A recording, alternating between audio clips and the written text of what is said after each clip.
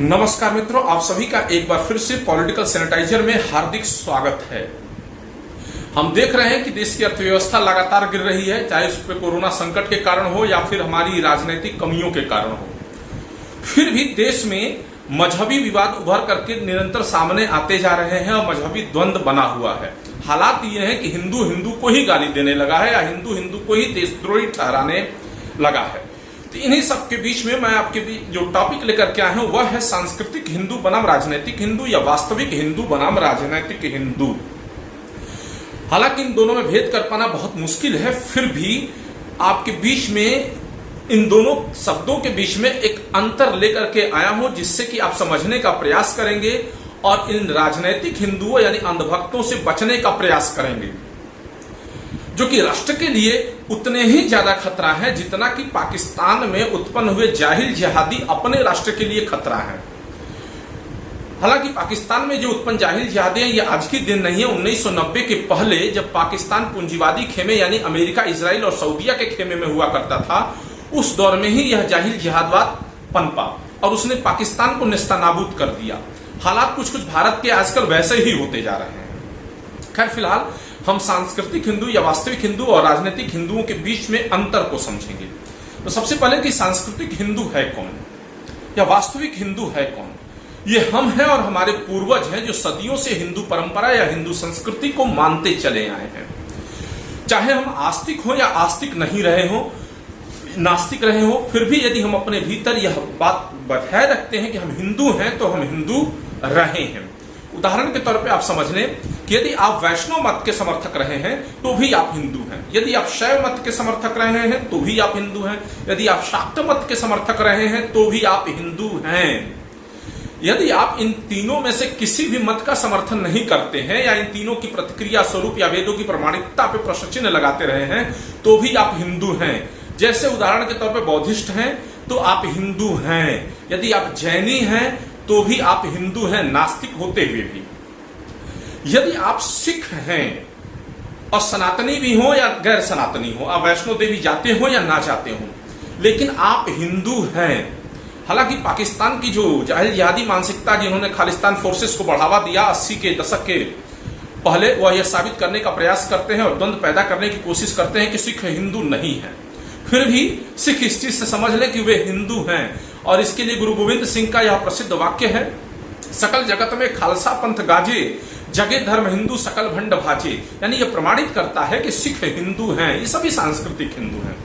इसके अलावा यदि आप शुद्ध नास्तिक हैं तो भी आप हिंदू हैं। जैसे कि हमारे प्रेरक उत्प्रेरक वीर विनायक सावरकर, ये आस्तिक नहीं थे फिर भी ये हिंदू थे। क्यों? क्योंकि यह भू सांस्कृतिक अवधारणा के आधार पर खुद को हिंदू मानते थे।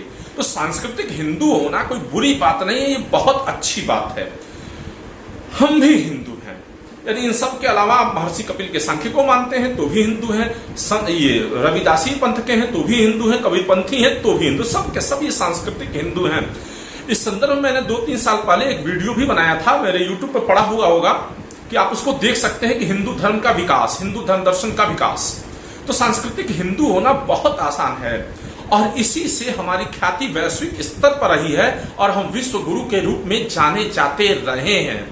किंतु आज हमारे इस हिंदुत्व पे जो संकट आकर खड़ा हुआ है, इन राजनीतिक हिंदुओं के प्रादुर्भाव से, इसने हिंदुत्व को पतन के मार्ग पर लाने में कोई कसर नहीं छोड़ी है। और ये मूल रूप से वास्तव में पाकिस्तान के जिहादियों की मानसिकता से प्रेरित हैं या उन्हीं का जो है इंडिया का ये न्यू वर्जन है। और ये हिंदुत्व के लिए भी खतरा है, राष्ट्र के लिए भी खतरा है, राष्ट्र की सामाजिक राजनीति के लिए भी खतरा है और मानवता के लिए भी ये खतरा है। तो अब हम देखते हैं कि ये राजनीतिक हिंदू कौन है और किस तरीके से ये सभी चीजों के लिए खतरा है जिनका मैंने अभी जिक्र किया है। जब हम राजनीतिक हिंदुत्व की बात करते हैं, राजनीतिक हिंदू की बात करते हैं, तो इसका आस्था वगैरह से लेना देना नहीं होता या पूजा पाठ भी दिखावे के लिए कर रहा होता है या कर ही नहीं रहा होता है। इसकी सबसे बड़ी पहचान यह है कि यह बीजेपी का परम भक्त होता है। दूसरी विशेषता यह है कि अंधभक्त होता है। तीसरी विशेषता यह है कि जिसकी आस्था चाहे वह हिंदुत्व में हो, घोर धर्मपरायण व्यक्ति हो लेकिन अगर वह बीजेपी का समर्थक नहीं है तो ये उसको हिंदू मानने के लिए तैयार नहीं होते हैं। जैसे उदाहरण के तौर पर आप ऐसे समझें कि इनकी निगाह में पंडित जवाहरलाल नेहरू गयासुद्दीन की संतान है, वह हिंदू नहीं है, अंधभक्त। ये ज्ञान कहां से प्राप्त होता है अभी मैं आपको बताऊंगा। अंधभक्तों की पहली विशेषता कि नेहरू कौन थे? मुसलमान थे। इंदिरा गांधी मुसलमान है, राजीव गांधी मुसलमान है। राजीव गांधी मुसलमान क्यों है? क्योंकि वो इंदिरा और फिरोज का लड़का है। राहुल गांधी मुसलमान है, भले ही वह जनेऊ पहनता हो, किंतु वही दूसरी तरफ राहुल गांधी का चचेरा भाई वरुण गांधी हिंदू है, उसकी मां मेनका गांधी हिंदू है, क्योंकि ये दोनों बीजेपी के समर्थक हैं। अरविंद केजरीवाल हिंदू नहीं है, संजय सिंह हिंदू नहीं है, या ऐसा प्रत्येक व्यक्ति जो बीजेपी का विरोध कर रहा है, भले ही उसकी सात पुश्तें हिंदू हों, चाहे वह ममता बनर्जी जैसी सांडिल्य गोत्रीय ब्राह्मण क्यों ना हो, बीजेपी का जो विरोध करेगा वो इनकी निगाह में हिंदू नहीं होता। वास्तव में खुद भी हिंदू नहीं होते हैं लेकिन इनकी निगाह में वो हिंदू नहीं होता है जो बीजेपी का विरोध करे, चाहे उसकी सात पुश्तें ही हिंदू क्यों ना हो, चाहे वो कितना भी बड़ा तर्कशास्त्री हो, कितना भी बड़ा धर्मपरायण व्यक्ति क्यों ना हो। बीजेपी की गलत नीतियों का अगर वो खुली निंदा कर रहा है तो ये इनकी निगाह में देशद्रोही है, या तो मुसलमानों की नाजायज औलाद है, या विदेशों से प्रभावित है जो है। और ये साबित कर देते हैं उस विद्वान को कि ये व्हाट्सएप यूनिवर्सिटी से ज्ञान लिया हुआ है, और अपने आप को जो कि ये व्हाट्सएप यूनिवर्सिटी से ज्ञान अर्जित किए होते हैं, फेसबुक से ज्ञान अर्जित किए होते हैं, उसको ये मान लेते हैं कि हम परम सत्य हैं। हालांकि फेसबुक को विद्वान भी बोलते हैं, लेकिन ये अंधभक्ति वाली चीजें, इमोशनल चीजों को ज्यादा स्वीकार करते हैं।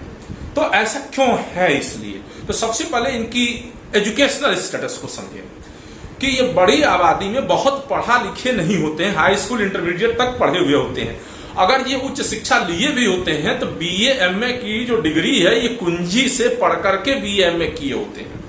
हालांकि लेवल लगा होता है कि हाँ मैं भी एमए हूं।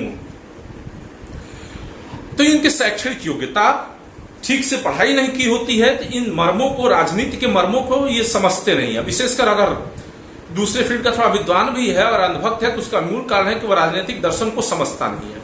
ये दिन भर सपा बसपा को गाली देते नजर आएंगे। वामपंथियों की तो बात ही मत पूछिए, क्योंकि वामपंथ तो इनका सबसे बड़ा दुश्मन है। इन्हें ये भी नहीं पता कि वामपंथ होता क्या है। तो अब ऐसा हो क्यों रहा है कि क्यों व्हाट्सएप यूनिवर्सिटी या इसके प्रभाव में आ जाते हैं? तो जो राजनीतिक विचारधाराएं हैं, एक है आपका अमेरिकी ब्रिटिश प्रायोजित पूंजीवाद, जो कि पूंजीपतियों के हितों की ही बात करता है और उसी में राष्ट्रवाद को परिभाषित करता है। दूसरी है वामपंथ, जो गरीबों, किसानों, मजदूरों की बात करता है। लेकिन इन्होंने कभी पढ़ा ही नहीं है, तो वो इन दोनों विचारधाराओं से बिल्कुल ही परिचित नहीं है। पूंजीवाद एक चीज को बहुत बारीकी से जानता है कि मानव व्यवहार, ह्यूमन साइकोलॉजी को किस तरीके से ट्रैक किया जाता है, और वो ट्रेपिडेशन वह राष्ट्र के नाम पर करता है। वह ट्रेपिडेशन मजहबी द्वंद्व पैदा करके करता है, और पूंजीपति अपना हित साधते रहते हैं। अमेरिका, ब्रिटेन अपना हित साधते रहते हैं। पाकिस्तान में जो जिहाद पनपा था, जाहिल जिहाद, वो इसी के परिणाम स्वरूप था कि पाकिस्तान जब अमेरिकी ब्रिटिश खेमे में गया तो वहां पर भी अंधभक्तों की एक बड़ी फौज थी, जिसको आप जाहिल जिहादी कह सकते हैं, और पाकिस्तान को डुबा दिया गया। अल्पसंख्यकों के प्रति नफरत, फिर वहां की पूंजीपतियों और सेना का गुणगान करना। तो वहां की सेना का गुणगान करने का अर्थ क्या था कि वहां के सैनिक पूरी तरीके से सामंत थे, पूंजीपति थे, सारी वहां की अर्थव्यवस्था पर उनका कंट्रोल था। तो वो नहीं चाहते थे कि ये हमसे नौकरी मांगे, वो नहीं चाहते थे कि ये हमसे रोजगार मांगे। वो दिन भर अल्लाह के नाम पर जद्दोजहद करता रहे। तो पूरी तरीके से वो पगड़ी बांध करके वो जिहाद और के चंगुल में फंसे हुए थे। और बाकायदा वो कुरान का आयत का अर्थ देते हैं। अगर कोई बुद्धिमान उनको समझाने की कोशिश करता था, उन जाहिल जिहादियों को, या फिर शायर वगैरह होते थे, वो समझाने की कोशिश करते थे कि तुम सरकार के हाथ की ओर कठपुतली बन रहे हो, तुम अपन उससे रोजगार मांगो, अपने जीवन स्तर को सुधारने का प्रयास करो, तो वो नहीं मांगता था। और उसके दिमाग में जिहादियों ने एक मानसिक बीमारी को पैदा किया। वो ये था कि कुरान ये कहता है कि जब भी तुम्हारे सामने कोई व्यक्ति तर्क की बात करे तो मान लेना कि तुमको शैतान इब्लिस भटका रहा है। और ये जाहिल जिहादी आंख नाक कान सब बंद करके जो सेना की बात मानते थे, और सेना के बड़े अधिकारियों का पूरे पाकिस्तान की अर्थव्यवस्था पर नियंत्रण था। और ये सऊदी, अमेरिका और इजराइल की गुलामी किया करते थे। प्रत्यक्ष रूप से तो इजराइल की नहीं थे, लेकिन अप्रत्यक्ष तौर पर सऊदियन के जरिए पूंजीवाद की गुलामी किया करते थे। अब वही हालात भारत के हो गए हैं। भारत की सत्ता भी उसी क्षेत्र में जा रही है और लगातार देश की अर्थव्यवस्था निरंतर बिगड़ती चली जा रही है। ना रोजगार के अवसर हैं और जो भी थे वो भी छीनते चले जा रहे हैं। मध्य वर्ग और दरिद्र से दरिद्र होते जा रहा है। 2-3 पूंजीपति बैंकों से लोन लेकर के या तो फरार हैं या 3-5 करके उसको जो है अपने सत्ताधारियों के द्वारा या जो उन्होंने एजेंट सत्ता में बैठा रखे उनके द्वारा माफी करवा रहे हैं या राइट ऑफ करवाने का प्रयास कर रहे हैं। लेकिन उनकी ये पोल ना खुलने पाए, इसके लिए ये जो दरिद्र अंधभक्त हिंदू है इसका सहारा लिया जा रहा है। व्हाट्सएप यूनिवर्सिटी के द्वारा ये बार बार फैलाया जा रहा है कि वामपंथी तुम्हारा दुश्मन होता है। वामपंथ का हिंदुत्व से कोई लेना देना ही नहीं है। वामपंथ को दुश्मन बनाने का मतलब ये है कि किसान अपनी मांगे ना रखने पाए, किसान विरोध करे, मजदूर विरोध करे, ये पूंजीपतियों के पक्ष में कानून बनाते जाए, तो फिर क्या हो, कह दिया जाए कि ये देशद्रोही है, ये विदेशी शक्तियों के प्रभाव में आ रहा है। तो विवेक को मार दिया जा रहा है। तो जिस प्रकार से पाकिस्तान में कुरान ने के नाम पर जो वहां के सत्ताधारी हैं इनके विवेक को मार देते थे, उसी तरीके से इनका जो ब्रांडिंग हिंदुत्व है वो डीएनए के माध्यम से जीन्यूज करता है। जो ये नहीं बताएगा कि यस बैंक घोटाले में इसके मालिक के ऊपर क्या आरोप लगे या पीएनबी से इस घोटालों से इसका क्या रिलेशन है कि नहीं, या पीएनबी में जो लफड़ेबाजी, ये नहीं चर्चा करेगा। ये दिन भर यही खबर फैलाएगा कि बीजेपी हिंदुत्व की लड़ाई लड़ रही है, चीन के खिलाफ लड़ रही है। पाकिस्तान अंधभक्तों के ज्ञान का मूल स्रोत यही है। कभी तार्किक पढ़ाई तो किए नहीं। दूसरा व्हाट्सएप यूनिवर्सिटी है इनके ज्ञान का स्रोत। तो दिन भर ये चीजें ऐसे ही करते रहते हैं। बाकी इनके निगाह में कोई हिंदू नहीं है जो बीजेपी का विरोध कर दे या उसकी गलत नीतियों का विरोध कर दे। नवनाथ मिश्रा अगर चंदा दिया है या नहीं दिया है, अब पूछ दिया कि मेरे नाम पे के नाम पर जो चंदा इकट्ठा हुआ है, कोई भी सांस्कृतिक हिंदू पूछ दे, वो चंदे में घपले हो रहे हैं तो उसकी जांच हो। अगर 2 करोड़ की जमीन 18 करोड़ में 10 मिनट में बिक जा रही है तो उसकी जांच होना चाहिए। तो इसके पक्ष में ये आईटी सेल द्वारा भेज दिया जाता है और ये अंधभक्त क्योंकि पढ़ा लिखा तो है नहीं, इसका दिमाग आईटी सेल दफ्तर में कैद है, तो ये बोलना चालू करता है पैसा दिया रामजादे ने और हिसाब मांग रहे हैं रामजादे ने। हद है भाई, हम पैसा दिए हैं या नहीं दिए हैं, हमारे राम के नाम पे घोटाला नहीं होना चाहिए, सीधी सी बात है। नेक्स्ट अगली कड़ी में देखें कि इनका जो एक नेता संबित पात्रा आ रहा है बीजेपी का, सब टूल किट के तौर पर ही मैक्सिमम काम कर रहे हैं। जो है वो जो दिन भर न्यूज चैनलों पे बैठ करके अबे मुल्ले अबे इस तरीके की टोन का प्रयोग करता रहता है, वो आकर के कह रहा है अंसारी जी, तिवारी जी, तुमको बीजेपी के नेता की अंसारी जी बोलने की क्या जरूरत है? हुआ जो 2 करोड़ की जमीन को 18 करोड़ में बेच रहा है, पता है कि उस पैसे का वो क्या करेगा? या 2 करोड़ में जो तुरंत खरीदा है वो 18 करोड़ बेच रहा, जिहाद में खर्चा करेगा या कहां करेगा? लेकिन ये उनके लिए राष्ट्रवादी है, यानी बीजेपी का समर्थन राष्ट्रवाद है। सीधी सी बात आप जान लीजिए, चाहे उसके नाम पर मेरा राम बिके या मेरे भगवान बिके। और इनकी पहचान क्या है? हम जो सांस्कृतिक हिंदू हैं, मानव को कभी ईश्वर के तुल्य नहीं ले जाते हैं। हम राम की पूजा करते हैं, हर हर महादेव के नारे लगाते हैं, हर हर गंगे के नारे लगाते हैं। विक्रमादित्य इतने महान मानव हुए, हमने कभी उनको राम के तुल्य नहीं रखा, कभी शिव के तुल्य नहीं रखा। और ये अंधभक्त जो है हर हर मोदी, घर घर मोदी करते हैं। क्या मोदी हमारे ईश्वर के तुल्य बैठ जाएगा आकर के? लेकिन ये बैठा देंगे क्योंकि इनको जो ज्ञान मिला है आईटी सेल के द्वारा दिया गया है कि बीजेपी का वोट बैंक ना खिसकने पाए। अब देखें इनकी वेशभूषा पे ज्यादा चर्चा कर रहे हैं, तो इनकी वेशभूषा क्या होती है? इसमें से एक आध हम में आप में भी पाई जाती है, लेकिन ये जितना मैं साइकिक चीजें बताएं वो साइकिक चीजें जो मैं इनकी वेशभूषा बता रहा हूं, रहन सहन, लिविंग, ये सब मिला के एक अनकम्पोजिट इन सबों का अंधभक्त तैयार करता है। जो है एक अंधभक्त तैयार होता है। तो इनकी स्टाइल क्या है? इस्लामिक ब्रांड का छोटा पैंट, जैसे एक पुष्पेन कुलसेस राष्ट्रवादी थे, उन्होंने जो बड़ा अच्छा अपने भाषण में कहा था कि छोटे भाई का पैजामा और बड़े भाई का कुर्ता पहन के चले जाते हैं। हालांकि उन्होंने किसी दूसरे समुदाय पर जो टांट कसा था। और ये अंधभक्त उसी मॉडल की पैंट पहनते हैं। पाकिस्तान में हुआ यूं कि पाकिस्तान में 2000 के आसपास जो है पैजामे की तरह ही पैंट आने लगे, छोटे पैंट आने लगे, चुस्त। और पंजाब से होता हुआ, पाकिस्तान के पंजाब से होता हुआ इंडिया में एंट्री लिया। तो ये अंधभक्त उसी मॉडल के छोटे पैंट पहनेंगे, इस्लामिक का दाढ़ी रखेंगे, सिर पे भगवा पगड़ी पहनेंगे और टीका लगाएंगे। देखते रहिए इनका हिंदुत्व। संस्कृति कोई पूजा पाठ से बहुत मतलब नहीं है, कोई संस्कृति से मतलब नहीं है, कोई वेद ज्ञान से इनको कोई मतलब नहीं है। पूजा करते भी है तो केवल स्वार्थ के लिए करते हैं, हाँ भगवान मुझे ये चीज दे देना, कोई आध्यात्मिक सुख के लिए नहीं करते। ये इनकी वेशभूषा होती है। जो नए उम्र के लड़के हैं और दिन भर फेसबुक व्हाट्सएप पर अगर कोई विद्वान इनको समझाने की कोशिश करा तो उसके साथ भी गाली गलौज करेंगे और उसको ही साबित कर देंगे कि हाँ भाई ये व्हाट्सएप यूनिवर्सिटी से ज्ञान लिया हुआ है। अब देखिए जरा सा, तो ये इनकी हरकतें। अब प्रश्न है कि दाढ़ी ऐसा रखते क्यों है, लॉजिक क्या है इस्लामिक ब्रांड की दाढ़ी रखने की। 2-3 साल पहले हम लोग पढ़े थे सोशल मीडिया पे और जगहों पे कि इससे लड़कियां प्रभावित होती हैं। तो ये वहां से लड़कियों को प्रभावित करने के लिए दाढ़ी रखते हैं, ना कि हमारे साधु हैं ये। जाइए देखेंगे, ट्रिमिंग कराते हुए नजर आ जाएंगे ताकि स्मार्ट लुक होगा तो लड़की प्रभावित होती है। इनका साइकिक स्तर होता है। किसी भी सभ्य आदमी से उलझ जाएंगे, अपने से बड़ा है, बुजुर्ग है, नैतिक है, अपना पिता है, कोई भी इनको कुछ लेना देना नहीं है, बस अपना कुतर्क किसी विद्वान की सुनना नहीं है। तो ये इनकी विषय। अब इनमें से जो थोड़े से ये मैक्सिमम ग्रामीण क्षेत्र के हैं ये अंधभक्त है, थोड़े शहरी क्षेत्र के हैं, थोड़े अगर उम्र दराज हैं, उन अंधभक्तों की पहचान अलग है। वो दिन भर बात तो गाय की करेंगे, दिन भर बात तो संघ की करेंगे, हिंदू संस्कृति की करेंगे, लेकिन वो अपने बिस्तर पर कुत्तों को सुलाना पसंद करते हैं। उनको भी हिंदुत्व से कोई लेना देना नहीं है। अगर सुबह अगर लक्ष्मी की पूजा कर रहे हैं तो इसलिए पूजा नहीं कर रहे हैं कि सारी दुनिया को सुख दो या धन धान्य से संपन्न बनाओ ताकि कोई ग्राहक फंसाओ, मैं उसको बेवकूफ बनाऊं और अपना लाभ साधूं। तो हिंदुत्व के स्तर को ये यहां तक ले करके चले आए हैं। ये स्वभाव से बिल्कुल उग्रवादी प्रकृति के होते हैं। हमारे जो राम है वो बिल्कुल नैतिक प्रकृति के थे, हमारे हनुमान बिल्कुल नैतिक प्रकृति के थे। हनुमान की अगर चर्चा की जाए तो उनमें सीधे कहा गया है कि तन में विंध्याचल का बल है, मन में ताजमहल है। इस तरीके के जो शब्द जो गाने आते हैं ऐसे ही स्वभाव को प्रदर्शित करते हैं हनुमान। हनुमान उग्र नहीं होते, राम कभी उग्र नहीं होते, लेकिन इनकी गाड़ियों पर जो है हनुमान को बिल्कुल एक राक्षसी स्वभाव जैसा उग्र बना करके दिखाया गया है। उग्र कौन होता है जी?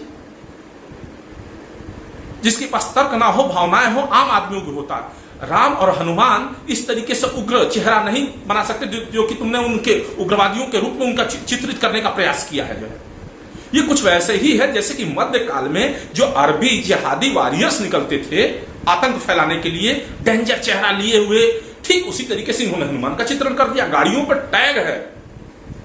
हमारे मर्यादा पुरुषोत्तम राम को हमेशा युद्ध की मुद्रा में चाकू के साथ दिखा रहे हैं। ये क्या तरीका है भाई?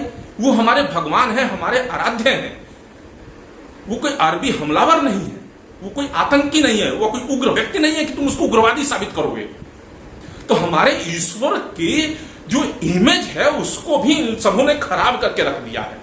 और इन्हीं अंधभक्तों के कारण हमारे ईश्वर के तुल्य ये 19वीं 18वीं शताब्दी में आकर के गाई बाबा, माई बाबा, टाई बाबा, फलावीर बाबा ये उभर करके सामने आए। क्योंकि ये अपने दिमाग का तो थोड़ा सा इस्तेमाल करते ही नहीं, करेंगे भी कहां से, वो होता ही नहीं है नेचर में। जो है विद्वानों की तो इनको सुनना ही नहीं है अपने धर्म के। तो ये इनके पूरे हालात हैं साइकोलॉजिकली। आप भी कुत्ते पाल सकते हो, नो प्रॉब्लम, इसमें कोई दिक्कत नहीं है, लेकिन दिन भर गाय की बात करना और हिंसक पशु को गाल के सामने रखना। हमारे पूर्वज पालते थे, कुत्ते भी पालते थे और गाय भी पालते थे, लेकिन गाय का जगह कहां होता था, कुत्ते की जगह कहां होती थी? कुत्ता कोई बिस्तर पे सोता है? ये ईसाई संस्कृति से लेकर के और बनते हैं हिंदू। तो हालात हमारे बहुत दयनीय हो चुके हैं। ये बॉडी से भले हिंदू है लेकिन आत्मा इनकी पूरी तरीके से लिबरलिस्ट है और ये जकड़ चुके हैं बैंथमवादी न्यायशास्त्र में। जो यूरोपीय थ्योरी है ये उसको पूरी तरीके से फॉलो करते हैं। अब देखिए, टाइम मैगजीन अगर मोदी को महान बता रहा है तो ये महान बताना चालू कर देंगे। और रमन मैग्सेसे पुरस्कार अगर रवीश कुमार को मिल रहा है तो कहेंगे कि तो वामपंथी है, इसके वजह से इसको जो है बेस्ट न्यूज चैनल का अवार्ड मिला है। तो तुमको पता है कि टाइम मैगजीन किसको फर्स्ट रखता है, सेकंड रखता है? वह जो पूंजीवाद का समर्थन करता है, WTO का समर्थन करता है, अमेरिका और ब्रिटेन की गुलामी करता है, जिस देश के शासक, विशेषकर उन देशों के शासक जो कि उत्तर औपनिवेशिक राष्ट्र हैं। 47 के बाद इन देशों की गुलामी से आजादी हुई, फिर उनकी गुलामी कर रहे हैं और अपने नागरिकों का शोषण करके इन पूंजीपतियों के पास पैसा भेज रहे हैं। ये उसको महान बताता है, ना कि महान को महान बताता है। एक लोकतंत्र की पहचान ये है कि आय के स्तर में, वितरण में असमानता अधिक नहीं होनी चाहिए। जाकर देखना कि स्कैंडिनेवियाई अमीर देशों से देखो, नॉर्वे है, स्वीडन है, स्विट्जरलैंड है, यहाँ न्यूनतम और अधिकतम के बीच में कोई आय का गैप नहीं है। तुम्हारे यहाँ तो शासक ही मदद करते हैं, औद्योगिक को सब्सिडी दे रहे हैं और गरीबों को कह रहे हैं कि जो आत्मनिर्भर बनो। ये अंधभक्त चिल्लाना चालू कर देते हैं इसी बात को लेकर के। तो बिना खोपड़ी के ये इंसान है, तो इनसे सतर्क रहें, वरना ये गाली गलौज में उतर आएंगे। और कोशिश करें और देखेंगे कि आपके बच्चे इस मार्ग पर ना चले, वरना आने वाले समय में पूरा हिंदुत्व खत्म हो जाएगा। क्योंकि इन लोगों का अध्यात्म से कोई लेना देना नहीं, केवल एक फिजिकल मैनिफेस्टेशन है बॉडी का इनका जो है। तो अपने बच्चों को नैतिक शिक्षा दें, धर्म की शिक्षा दें, आध्यात्मिक शिक्षा दें, गौ पालने की शिक्षा दें और हिंदुत्व की शिक्षा दें। ना कि ये पूंजीवाद के चंगुल में फंस के पूंजीवादी विरोधी विचारधारा वामपंथ को गाली दें, उसको गाली दें, उसको गाली दें। तुम पहले अपना विकास तो करके दिखाओ। तुम्हारा शासक तुम्हारा ही विकास नहीं कर रहा, वो खुद जो है पूंजीपतियों के हितों को साधने में लगा हुआ है। हाल ही में भी मेरे एक स्टूडेंट ने आज ही एक चाइना में बना हुआ एक पोस्टर भेजा जिसमें दिखा है कि जो ईसाइयत के नीचे जो बड़े देश अमेरिका वगैरह लीड कर रहे हैं और नीचे जो है बंदर के हाथी के भेष में जो है भारत बैठा हुआ है उनकी गुलामों के तौर पे। तो इस दशा से उबारो। ये चित्रण चीन ने जो किया है उसको समझने की कोशिश करें आम जनता। हो सकता है चीन हमारा दुश्मन, वो बात अलग है, लेकिन ये हकीकत प्रतिबिंबित करता है देश की स्थिति को। आज हम खत्म हो चुके हैं, पाकिस्तान के पीछे आ चुके हैं। 2020 की जो आर्थिक आंकड़े बता रहे हैं, भूटान से पीछे हैं हम बांग्लादेश से पीछे हैं, चीन हमसे काफी आगे है। हम क्या तुलना करेंगे, विश्व गुरु बनेंगे। केवल फेसबुक, केवल यह जी न्यूज हल्ला मचा रहा है कि बर्बाद हुआ पाकिस्तान, बर्बाद हुआ चीन, तो इसके वजह से बर्बाद हो जाएगा वो चीन और वो पाकिस्तान। अपने आंकड़े नहीं दिखाते कि हम कहां पे हैं। बड़ी जनसंख्या गरीबी और भुखमरी से जी रही है। किस तरीके से अंधभक्त का पिता मजदूरी करता है, प्राइवेट नौकरी करता है, टेम्पू चलाता है, बस कंडक्टरी करता है, इधर उधर के काम करके ले आकर के जो है परवरिश करता है। तो रात को बैठ करके ऑर्केस्ट्रा में नाचेंगे और चूड़ा बांध करके जो हर हर मोदी करेंगे। ये सब इन सबों से सतर्क रहें। ये देश के लिए, हिंदुत्व के लिए और राष्ट्र के लिए, सबके लिए खतरा है, मानवता के लिए खतरा है। तो आज मैं अपने शब्दों को यहीं पर विराम देना चाहूंगा। फिर मिलेंगे नए मुद्दे और नए विषय के साथ। तब तक के लिए धन्यवाद।